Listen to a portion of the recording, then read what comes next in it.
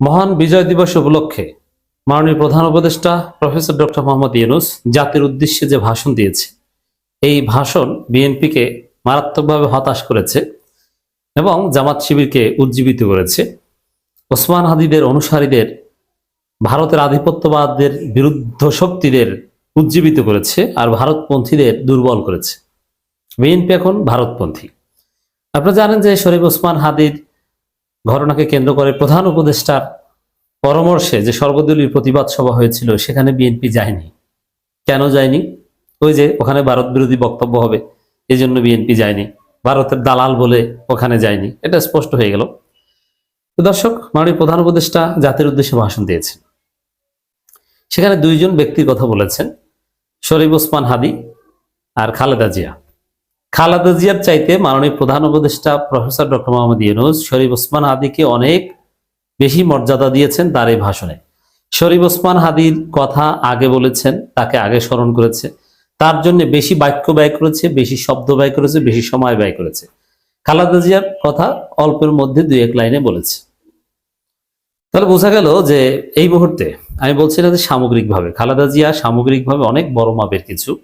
খালেদা জিয়ার যে অভিজ্ঞতা, খালেদা জিয়ার যে অ্যাচিভমেন্ট, তার যে কন্ট্রিবিউশন, এটার সাথে কখনো শরীফ ওসমান হাদির তুলনা হয় না। আমি এটা করছি না, কিন্তু আমি বলছি যে এই মুহূর্তে রাইট নাও বিএনপির চাইতে, খালেদা জিয়ার চাইতে সরকারের কাছে, জাতির কাছে, বাংলাদেশের কাছে, পৃথিবীর কাছে Sharif Osman Hadi is more important than Khaleda Zia and BNP. এটা প্রধান উপদেষ্টার ভাষণে স্পষ্ট হয়েছে। যেহেতু ওসমান হাদির কথা আগে বলেছেন, খালেদা জিয়ার কথা পরে বলেছেন। ওসমান হাদির কথা বেশি সময় ধরে বলেছেন আর খালেদা জিয়ার সম্পর্কে দুই এক লাইন বলেছেন। শুধু এটা না, মাননীয় প্রধান উপদেষ্টার ভাষণে, দীর্ঘ ভাষণে কাদেরকে ভোট দেওয়া উচিত, উচিত না, বা কোন অন্যায়ের বিরুদ্ধে ব্যবস্থা নিবে, এইসব নানান বিষয়ে কথা বলেছে। তাতে বিএনপি ক্যাটাগরির মধ্যে পড়ে যায়। এর মানে বিএনপি ইউনূসের নজরে পড়ে গেছে। অবৈধ অস্ত্রধারী বিএনপির লোকজন গ্রেপ্তার হবে, সন্ত্রাসী বিএনপির লোকজন গ্রেপ্তার হবে, চাঁদাবাজ বিএনপির লোকজন গ্রেপ্তার হবে। এবং দেখেন, শুধু ইউনূসের এই ভাষণ না, এই ঘটনাটা এখানেও ঘটেছে, এই ভাষণেও। যেমন দুদকের যে বক্তব্য, নির্বাচন কমিশনের যে প্রচারণা, সেখানে ওই চাঁদাবাজ দুর্নীতিবাজকে ভোট দিবেন না, কারণ এটা তো বিএনপির বিরুদ্ধে চলে যায়। মজা না? বিএনপি এভাবে প্রত্যেক স্টেপে স্টেপে বেকায়দায় পড়ছে। তা ইউনূসের ভাষণ বিশ্লেষণ করলেও এরকম মনে হয় যেটা ইউনূসের বিরুদ্ধে চলে গেছে। আসলে প্রধান উপদেষ্টা ইউনূসের বিরুদ্ধে বলেন নাই, বিএনপি আকাম করতে করতে পুরো পরিস্থিতি বিএনপির বিরুদ্ধে চলে গেছে। এটা স্পষ্ট হলো এই ভাষণের মধ্য দিয়ে। দর্শক, প্রধান উপদেষ্টার ভাষণ অসাধারণ। বিশেষ করে বিএনপি, এটা তো আছেই, এটা একটা সমস্যা, কিন্তু বিএনপির চাইতে বড় সমস্যা আওয়ামী লীগ। তা আওয়ামী লীগের ক্ষেত্রে জিরো টলারেন্স, পতিত ফেসিবাদের ক্ষেত্রে, স্বৈরাচারের বিরুদ্ধে প্রফেসর ইউনূস সরকার জিরো টলারেন্স, কোনো ছাড় দেওয়া হবে না। তাদের মূলোৎপাটন করবে, তাদেরকে ধ্বংস করবে। এই দৃঢ় মনোবল প্রধান উপদেষ্টার বক্তব্যে স্পষ্ট প্রতিভাবাদ হয়েছে।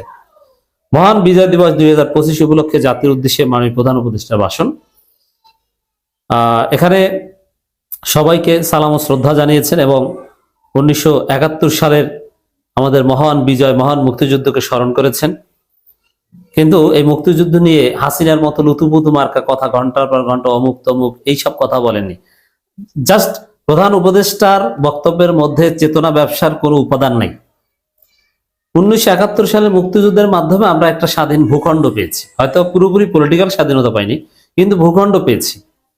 অতএব এটা একটা সেটেলড ইস্যু, স্বাধীনতার বিপক্ষে কেউ নাই এবং সবাই স্বাধীনতাকে মেনে নেয়। এবং প্রফেসর ইউনূস সরকারের পুরো কর্মকাণ্ড এই 71কে কেন্দ্র করে বিভাজনের পক্ষে নয়, ইউনিটির পক্ষে। গভীর শ্রদ্ধার সাথে মহান মুক্তিযোদ্ধাদের স্মরণ করেছেন এবং জুলাই মুক্তিযুদ্ধের ধারাবাহিকতায় জামাত যে চেতনায় বিশ্বাসী, যে 71-এর ধারাবাহিকতায় জুলাই গণঅভ্যুত্থানের মধ্য দিয়ে আমরা আবারও একটি বৈষম্যহীন, দুর্নীতিমুক্ত, স্বাধীন, সার্বভৌম গণতান্ত্রিক রাষ্ট্র ব্যবস্থা প্রতিষ্ঠার সুযোগ পেয়েছি। তবে প্রধান উপদেষ্টা আগে কিন্তু এই জুলাইকে বিপ্লব বলতেন। প্রথম কয়েক মাস বিপ্লব বলেছেন, এক পর্যায়ে বিএনপির চাপে, বিএনপিপন্থী উপদেষ্টাদের চাপে, নানান রিয়ালিটির কারণে এমনকি সেনাপ্রধানের চাপও ছিল, বিপ্লব না বলে অভ্যুত্থান বলা শুরু করেছেন, কিন্তু আসলে এটা একটা বিপ্লব, অভ্যুত্থান নয়। কিন্তু আমাদের বিপ্লবটা পূর্ণতা পায়নি, এটা একটা শর্টকামিংস। অন্তর্বর্তীকালীন সরকার একটি উন্নত ও সুশাসিত বাংলাদেশ শক্তিশালী ভিত গড়ে তুলতে যে বিস্তৃত সংস্কার কর্মসূচি গ্রহণ করেছে, দেশের আপামর জনগণের সম্মিলিত অংশগ্রহণের মধ্য দিয়ে আজ আমরা তার সফল পরিসমাপ্তির পথে এগিয়ে যাচ্ছি। মানে নির্বাচনের মাধ্যমে এই সরকারের মিশন কনক্লুড হবে।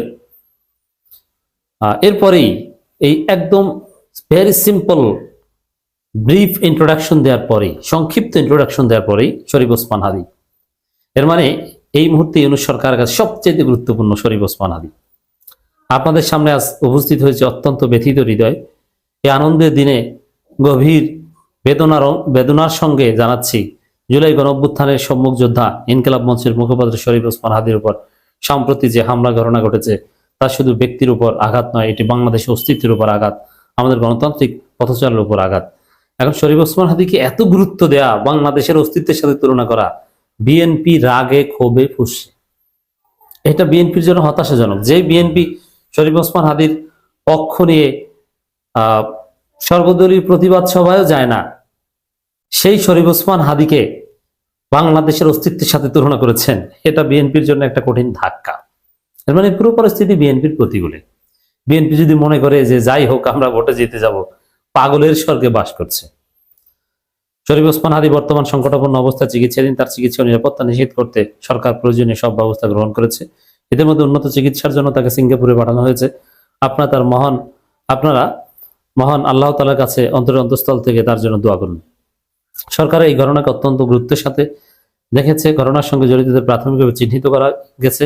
আমি দেশবাসীকে আশ্বস্ত করতে চাই, যারা এই ষড়যন্ত্র জড়িত তারা যেখানে থাকুক না কেন, তাদের কাউকে ছাড় দেওয়া হবে না। স্পষ্ট কথা। মানে আরো কত ভাবে বলছে দেখেন। আমি পরিষ্কারভাবে বলতে চাই, পরাজিত শক্তি ফেসিস্ট টেররিস্টদের অবচেষ্টা সম্পূর্ণভাবে ব্যর্থ করে দেওয়া হবে। ভয় দেখিয়ে, সন্ত্রাস ঘটিয়ে বা রক্ত ঝরিয়ে এদেশে গণতান্ত্রিক অগ্রযাত্রা কেউ থামাতে পারবে না। এত দীর্ঘ সময় কথা, এই বিএনপির শত্রু, চেতনাবাজদের শত্রু, ভারতের দালালদের শত্রু ওসমান হাদিকে নিয়ে বলবে প্রধান উপদেষ্টা, বিএনপির জন্য আবারও করুণা। বিএনপির কষ্ট হয় এই ভাষণ শুনলে, আমি জানি। এবং তরুণদের কথা বলুন যে আমাদের তরুণদের রক্ষা করুন, তাহলে আমরা সবাই আমাদের প্রিয় মাতৃভূমিতে রক্ষা পাবে। বিএনপির ইশারা ইঙ্গিতেও বিএনপির কথা নাই। বিএনপি যেটা দেখতে পারে না, তারুণ্য দেখতে পারে না, ঘুরে ফিরে ভাষণের একটা বড় অংশ জুড়ে সেই তারুণ্যের গুণগান, জয়গান ওসমান হাদিদের কথাই ছিল, যে সবাইকে জোর গলা বলতে হবে আমরা তরুণদের রক্ষা করব। নানান কিছু এই হাসনাত কিংবা এই ওসমান হাদিদের সাদিক কায়েমদের ইঙ্গিত করে বলেছেন, নাম নেননি, ওসমান হাদির নাম নিয়েছেন শুধু। কিন্তু বিএনপিতে তো কোনো তরুণ নাই, কোনো আইকনিক তরুণ আছে বিএনপিতে? একদম দেখান তো, ছাত্র দলে, যুব দলে নেবার আছে কে? ওই স্লোগান দেয়, চান্দা নেয়, রবিউল ইসলাম নয়ন না রবিউল আলম নয়ন। এরপরে খালেদা জিয়ার কথা একটু বলেছে যে অন্তর্বর্তী সরকার বেগম খালেদা জিয়ার অসুস্থতার বিষয়টিও সর্বোচ্চ গুরুত্বের সাথে দেখে আসে। খালেদা জিয়া বাংলাদেশ ইতিহাসে একটি গুরুত্বপূর্ণ অধ্যায়ের অবিচ্ছেদ্য অংশ।